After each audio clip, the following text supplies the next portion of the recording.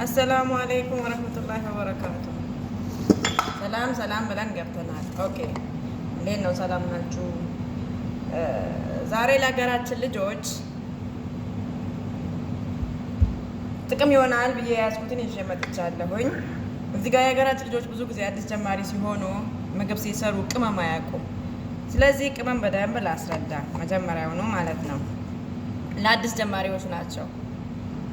እዚህ ጋር ፍልፍል አስወድ አለን፣ ባህራት ሙሸከል አለን፣ ተንዱሪ አለን፣ ፍልፍል ተንዱሪ የሚባለው ካሪ አለን፣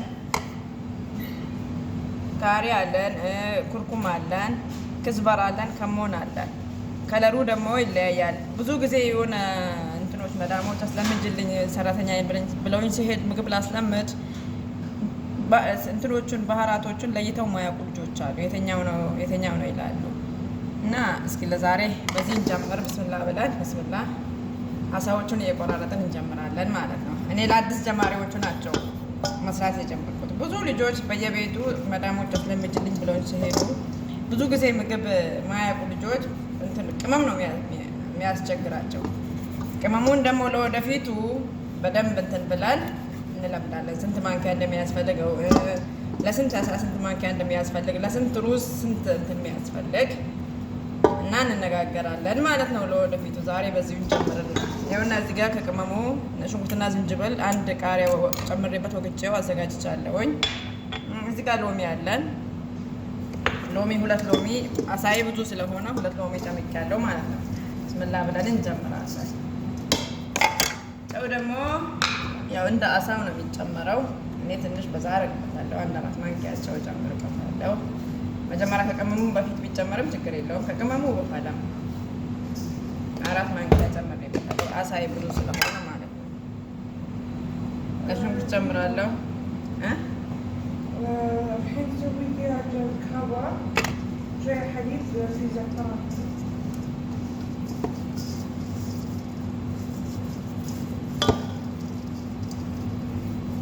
እንደዚህ ሽት አድርገን እናሸዋለን። አሳውን ሎሚውን እንጨምራለን።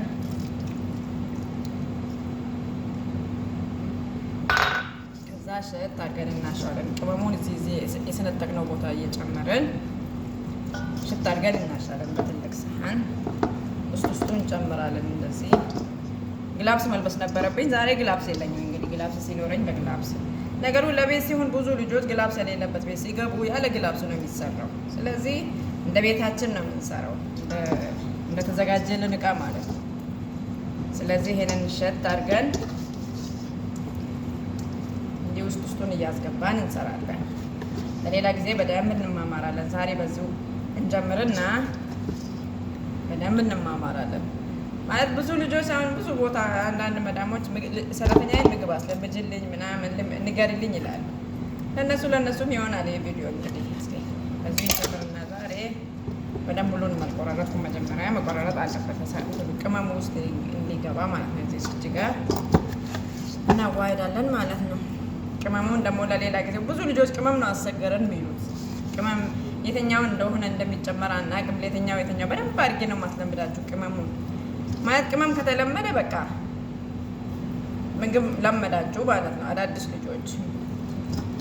እና ማንም ምግብ መስራት ቀላል ነው። በቃ እንዴት እንደሚሰራ እንትኑ ቅመሙ ከታወቀ አለቀ። ትንሽ ቀስ እያሉ መልመድ። እኔም እንደዛ ሆኜ ነው የለመድኩት። ቅመም ብዙ አላውቅም ነበር። ምኑ ለምኑ እንደሚጨመር አላውቅም ነበር። የትኛው ቅመም ለምን እንደሚጨመር አላውቅም ነበር። እና ከጊዜ በኋላ ለመድኩኝ ማለት ነው። አልሐምዱሊላህ። ይኸውና ዛሬ ደግሞ አስለማጅኝ ያለው አስለምጅልኝ ብለው ሲጠሩኝ ደስ ይለኛል። እና አዲስ ጀማሪ ልጆችም የሀገራችን ልጆች በደንብ ልትወዱ በአረብኛም በአማርኛም እለቃለሁኝ። ተከታተሉኝ እላለሁኝ። እስኪ ይኸኛውን ጨረሰን ማለት ነው። አሁን መጥበስ ብቻ ነው የቀረ። እንጠብሰዋለን።